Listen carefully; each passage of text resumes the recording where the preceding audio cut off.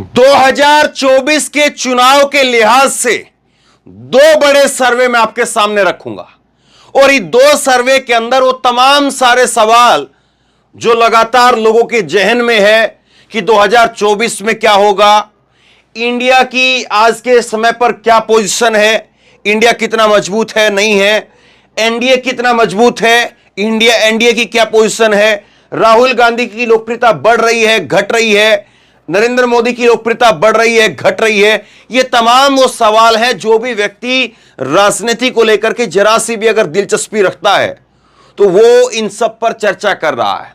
दो बड़े सर्वे मैं आपके सामने रखूंगा, एक सर्वे ईटीजी रिसर्च टाइम्स नाउ का सर्वे और दूसरा सर्वे सीएसडीएस का सर्वे। दो बड़े सर्वे और दोनों सर्वे को लेकर के उस पर बात करेंगे और कई सारे अहम फैक्टर हैं कि केवल ये नहीं कि परसेंटेज में मैं आपको बता करके एक लाइन के अंदर इस चीज को खत्म कर दूं, उसके पीछे का गणित क्या है उसको समझना जरूरी है। तो सबसे पहले जो है वो ईटीजी रिसर्च टाइम्स नाउ का सर्वे मैं आपको बताता हूं। ईटीजी रिसर्च जो है वो टाइम्स नाउ का सर्वे है और ये क्या कहता है, ईटीजी रिसर्च टाइम्स नाउ का सर्वे इसने बताया है कि आज के समय पर जो एनडीए है नरेंद्र मोदी साहब का, एनडीए की पोजीशन है 42.60%। 42.60% वोट मिल रहे हैं एनडीए को, नरेंद्र मोदी जी को। इंडिया को जो वोट मिल रहे हैं, इंडिया को जो वोट मिल रहे हैं, इसमें इंडिया को वोट मिल रहे हैं 40.02%। यानी करीब करीब जो है दोनों के बीच में अगर आप अंतर को देखें तो दोनों के बीच में 2% का अंतर है। 2% का अंतर, और 2% का अंतर कोई बहुत ज्यादा अंतर नहीं होता है क्योंकि अभी तो बहुत ज्यादा होमवर्क बाकी है। आज की तारीख के अंदर अगर ईटीजी टाइम्स रिसर्च, ये देखिए सर्वे मैं आपको बता देता हूं ये किसका सर्वे है, ये ईटीजी रिसर्च टाइम्स नाउ का सर्वे है। ये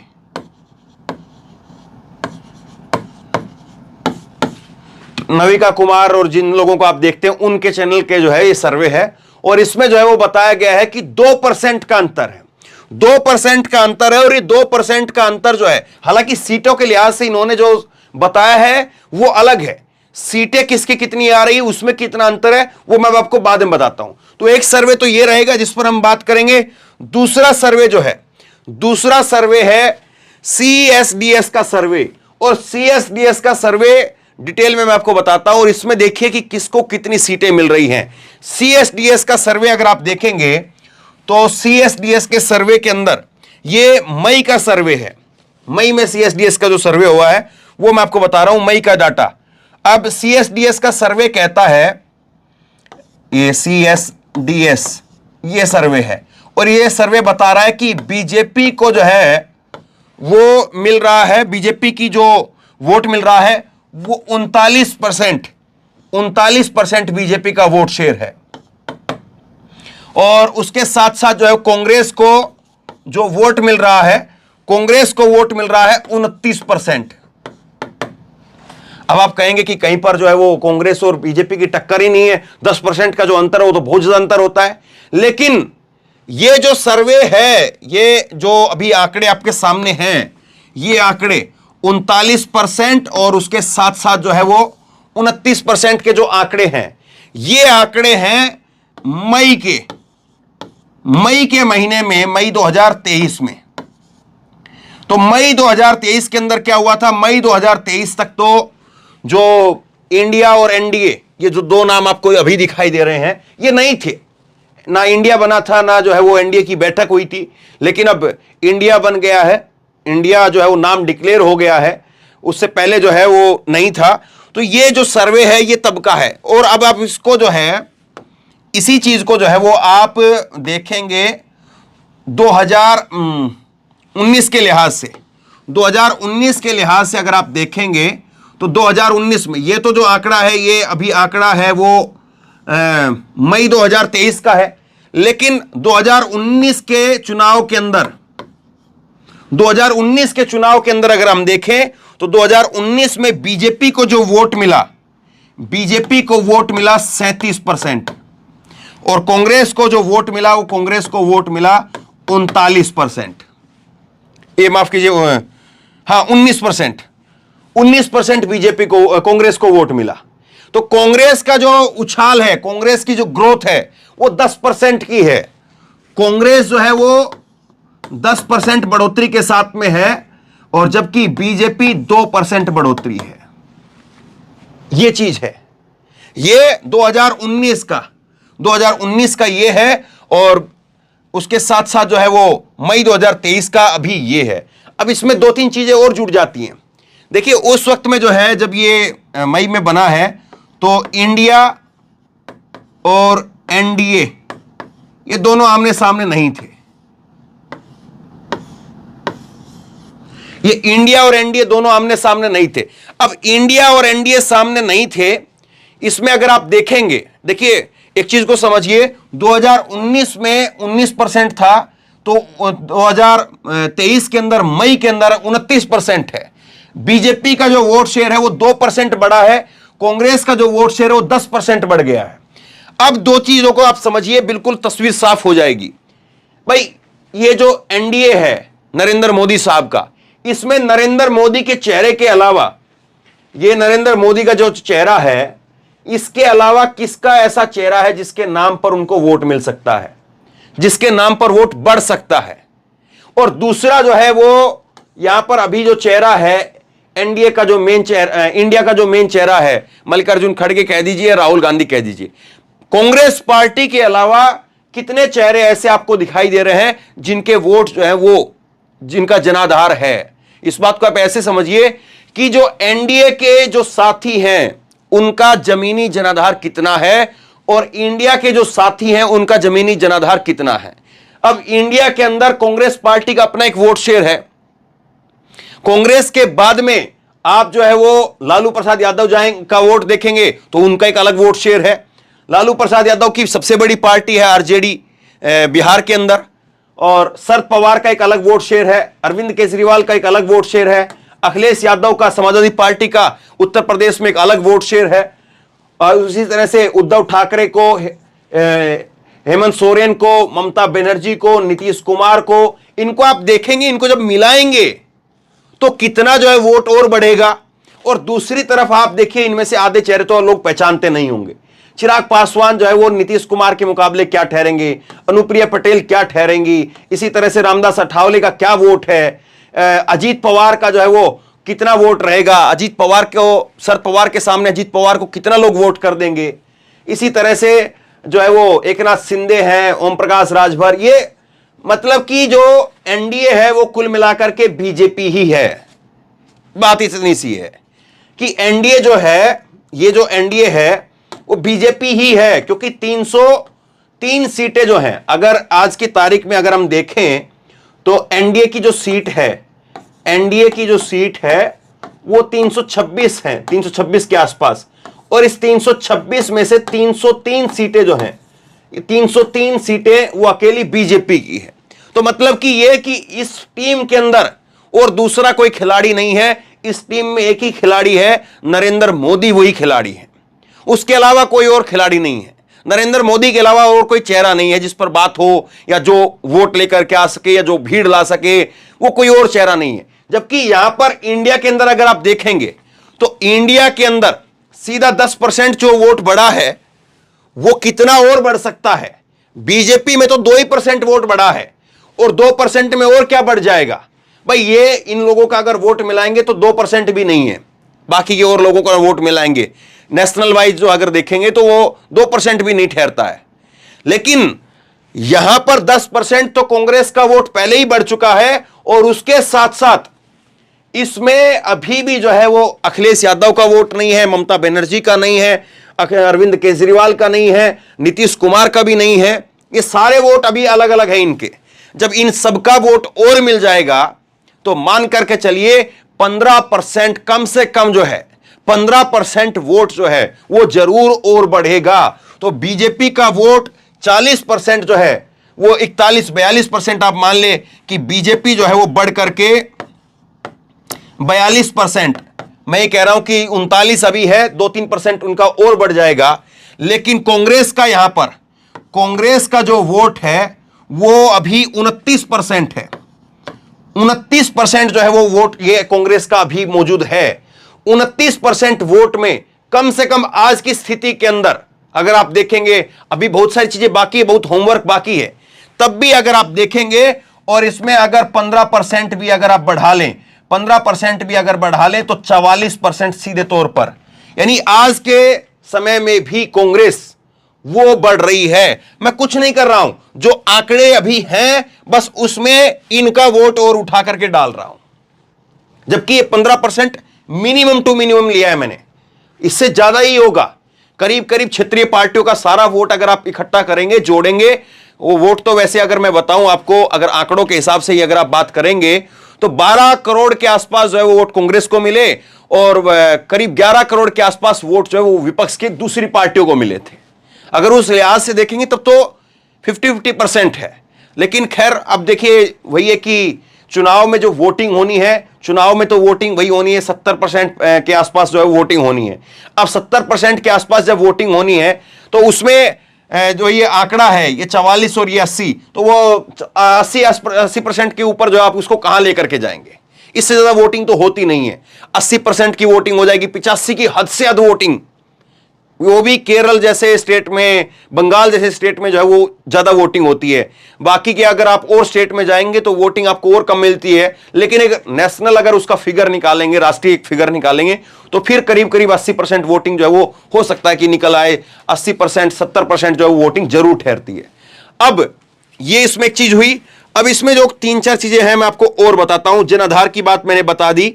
अब बीजेपी के मुकाबले कांग्रेस ने जो है, बीजेपी के मुकाबले कांग्रेस ने हिमाचल में जीत दर्ज की है, कर्नाटक में जीत दर्ज की है, और उसके साथ में अब जो 5 राज्यों का इलेक्शन है, 5 राज्यों में जो इलेक्शन होना है उनके नतीजे भी ये 2024 को प्रभावित करेंगे। 5 राज्यों के इलेक्शन, अगर इन 5 राज्यों के विधानसभा चुनाव के अंदर कांग्रेस 3 जीत जाती है, 4 जीत जाती है, क्लीन स्वीप कर दिया तब तो एक बात ही अलग हो जाएगी। लेकिन अगर ये जीत जाती तो फिर उसके बाद में माहौल और बढ़ जाएगा, क्योंकि अभी भी कर्नाटक और हिमाचल 2 बड़े स्टेट ऐसे हैं जो बीजेपी से छीने हैं, तो उसके बाद में माहौल कुछ बदला जरूर है, इसमें कोई दो राय नहीं है। इसके बाद में जो इसमें एक चीज और है वो ये है कि अब जो वोट पहले अलग अलग था, एक तरह से इसको कहें तो पीडीए का वोट जो है, पीडीए का वोट जो है वो अलग था। जो पहले ये पीडीए का वोट, पिछड़ा, दलित और आदिवासी, ये जो वोट है अल्पसंख्यक, इसमें और मिला लीजिए आप, तो इसमें जो है ये सारा वोट वो भी एकमुश्त होगा। तो वो जब एकमुश्त होगा वोट तो फिर बीजेपी के लिए और समस्या खड़ी हो जाती है। अब इसके बाद में एक चीज और है, एक चीज और है जो बीजेपी को परेशान कर रही है, वो मैं आपको और बता देता हूं। इसमें जो है खास करके जो 3 राज्य हैं, 3 राज्य हैं जिसमें बंगाल है, बंगाल के साथ साथ जो है बिहार, बिहार के साथ में जो है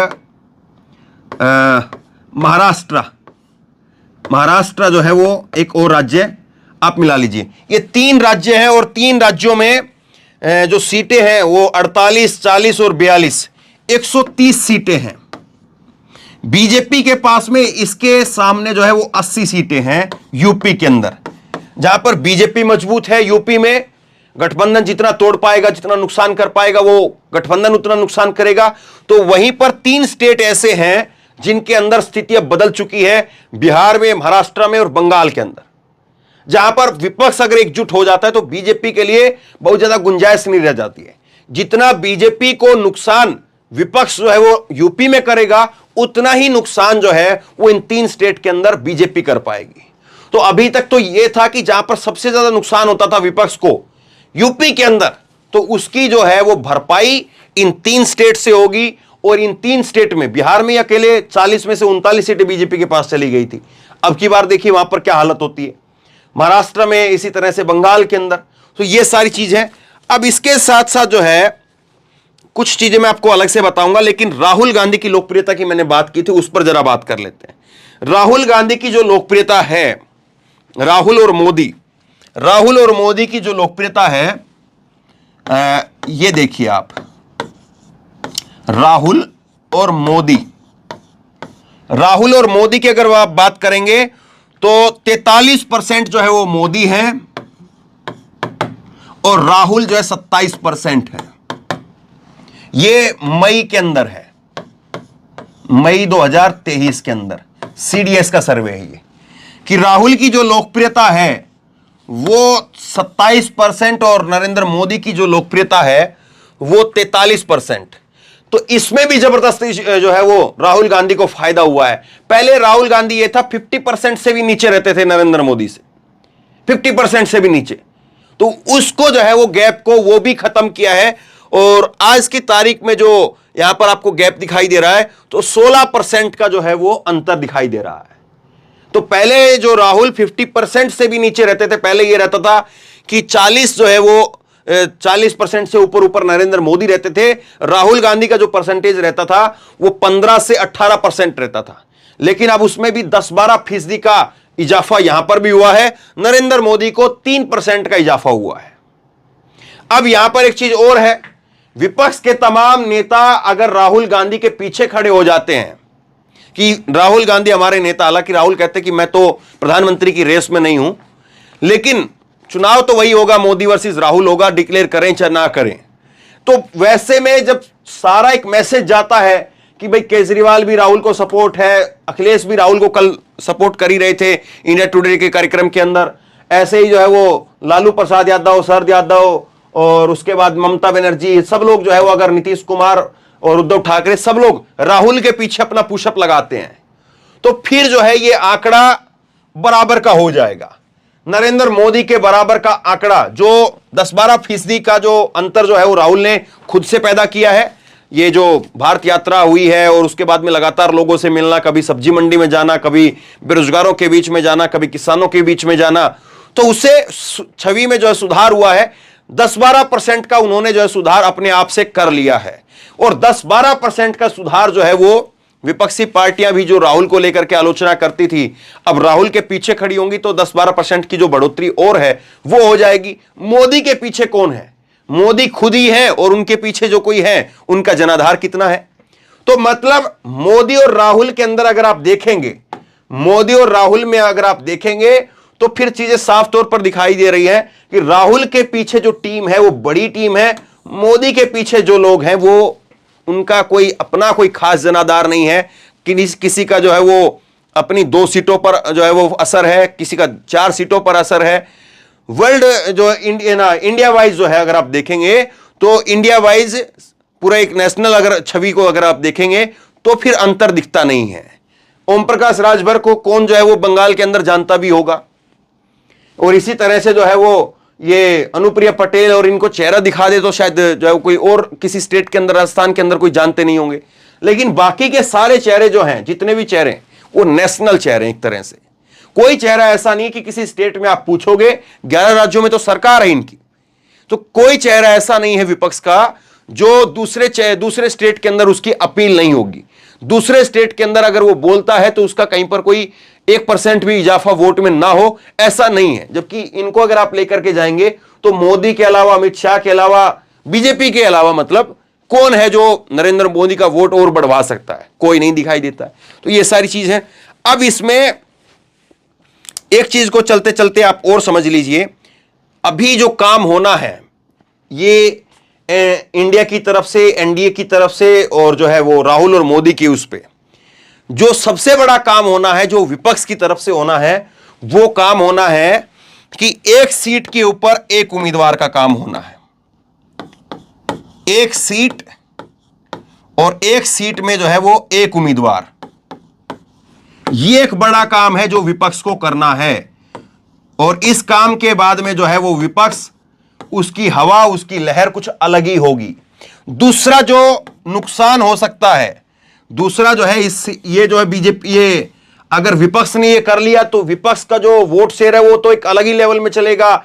जो सबसे बड़ी जो चीज है वो यही है कि विपक्ष जो है वो कितना उम्मीदवारों को जो है वो एक मुस्त रख पाता है, तो सबसे बड़ी चीज तो वो रहेगी। दूसरा, बीजेपी की तरफ से अगर आप देखें तो मोदी जो है वो वो अपना प्रचार प्रसार शुरू करेंगे। मोदी का जो प्रचार प्रसार का तरीका होता है, चुनाव में जब बातें कहना, तो जाहिर सी बात है तो उसका फर्क तो कुछ ना कुछ रहता ही है। तो मोदी प्रचार का भी कुछ असर रहेगा। और तीसरा यह है कि इंडिया के अंदर विपक्ष को केवल एक काम करना है। मोदी के पास में 3 काम मुझे लगता है कि मोदी के पास में है। इंडिया में अगर फूट पड़ जाती है, इंडिया में फूट पड़ जाती है तो भी उसका फायदा बीजेपी को होगा। जैसे कि अरविंद केजरीवाल और कांग्रेस के बीच में अगर कोई, जिस तरह से कई बार खबरें आ रही है कि अरविंद केजरीवाल जो छत्तीसगढ़ जाकर के चुनाव की घोषणा कर रहे हैं, मध्य प्रदेश जाकर के चुनाव की घोषणा कर रहे हैं, कांग्रेस के कुछ नेताओं ने दिल्ली के अंदर चुनाव जो है वो 7 सीटों पर लड़ने का वो बातें कही, तो वो चीजें जो है वो खत्म करनी पड़ेंगी। और अगर इंडिया के अंदर फूट पड़ेगी तो बीजेपी को जो है उसका फायदा मिलेगा। और एक चीज जो है वो ये है कि 24 से पहले पहले जो है वो नेताओं को भी डेंट किया जाएगा, उन पर भी जो है वो चोट मारी जाएगी। डेंट का मतलब ये है कि किस नेता को जो है वो किस मामले के अंदर कहां पर किस तरह से जो है वो सीबीआई, ईडी और पता नहीं कौन सी एजेंसी क्या कर दे, क्या उसका जो है पुरानी फाइल निकल करके आ जाए, कौन से उसके तहखाने को जो है खोद दिया जाए, तो उन चीजों का असर भी होगा। तो विपक्ष को जो है वो एक चीज पर काम करना है, नरेंद्र मोदी जी को जो है 3 चीजों पर काम करना है। चुनाव बहुत शानदार होगा, इसमें कोई दो राय नहीं है। बहुत सारे लोग पूछते हैं मुझे कि क्या होगा भाई, बताओ, आप लोग तो दिन भर नजर रखते हो। तो मैं ये कहता हूं कि बहुत शानदार चुनाव होना है, इसमें कोई दो राय नहीं है। 2024 के हालात बिल्कुल नहीं, 2014 वाले हालात बिल्कुल नहीं है, 2019 वाले हालात बिल्कुल नहीं है। और 2024 में इस बार पसीने जो हैं वो नरेंद्र मोदी के भी छूटे हुए हैं, क्योंकि विपक्ष के पास तो कुछ है ही नहीं जो खो सके, उनको तो पाना ही पाना है। विपक्ष तो जो है वो इससे नीचे जा ही नहीं सकता है, उसको तो इससे ऊपर ही ऊपर आना है। नरेंद्र मोदी जी के, अमित शाह जी के पसीने इसीलिए छूटे हुए हैं, उनकी रातों की नींद इसीलिए उड़ी हुई है कि उनके पास में जो कुछ है उसको बचा करके रखना जरूरी है। और किसी स्टेट से कोई ऐसी रिपोर्ट नहीं आ रही है, कोई भी स्टेट हो, चाहे राजस्थान हो, चाहे मध्य प्रदेश हो, चाहे कर्नाटक हो, कहीं पर भी, कि जहां पर जितनी सीटें हैं उतनी सीटों को बरकरार रखा जाएगा या उसमें से बढ़ोतरी जो है हो जाएगी। यह जो है वो कहीं पर सामने नहीं आ रहा है। तो यह बीजेपी के लिए जो बड़ी चुनौती है, और बीजेपी इसको किस तरह से काउंटर करेगी, यह सवाल है। तो बहरहाल कुछ डिटेल में चीजें निकल करके सामने आई, मैंने आपके सामने रखी हैं। आप बताइए 2024 के चुनाव के लिहाज से आप क्या देखते हैं, किस तरफ का जो है वो हवा बह रही है, किस तरफ की लोकप्रियता जो है ज्यादा बढ़ रही है, कौन सा दल जो है वो किस पर भारी पड़ रहा है, इंडिया भारी है, एनडीए भारी है, इंडिया जीतेगा या एनडीए जीतेगा? नीचे कमेंट बॉक्स में अपनी राय लिख करके जरूर बताइए। इस वीडियो को खूब शेयर कीजिए, लोगों तक पहुंचाइए, और इसी तरह की तमाम खबरों के लिए ऑनलाइन न्यूज इंडिया को सब्सक्राइब कीजिए। साथ में जो बेल आइकन है, घंटी है, उसको जरूर दबाइए, ताकि जैसे ही कोई खबर अपलोड करें उसकी नोटिफिकेशन सीधे सबसे पहले आपको मिल सके। और अगर ये वीडियो फेसबुक पर देख रहे हैं तो फेसबुक पर हमारे पेज को लाइक कीजिए, फॉलो कीजिए और इस खबर को शेयर कीजिए। धन्यवाद।